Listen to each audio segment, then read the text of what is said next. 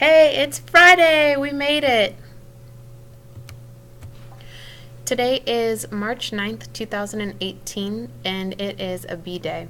Today's objective was I can draw the rock cycle, explain how igneous rocks are formed, and identify igneous rocks by using an identification chart.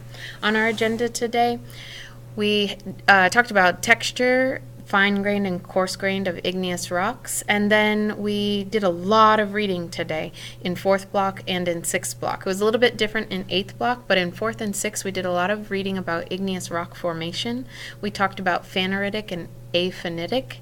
We also looked at the igneous rock chart, and at the end of class we took a quiz. It had 10 matching questions on vocab and then 10 multiple choice questions.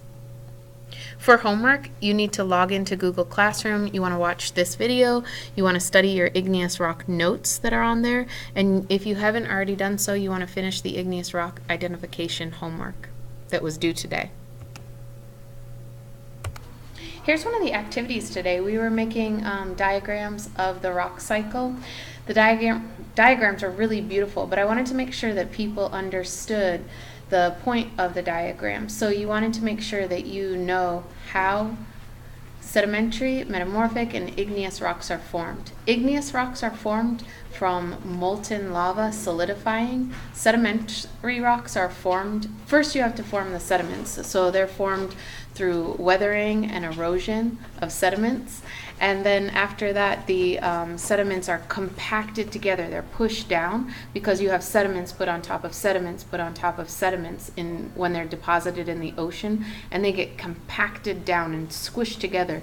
If the sediments are small enough, like mudstone, they'll actually just compact into a rock just from the compaction. But some sediments, like sand or like larger pebbles, you have to have like this matrix of like groundwater, and it has all these minerals in it that almost act like a natural glue. And then finally, metamorphic rocks are formed when heat and pressure are put onto already existing rocks. And we're talking about like large scale heat and pressure way deep inside of the earth. Here's something else we spent a lot of time on today.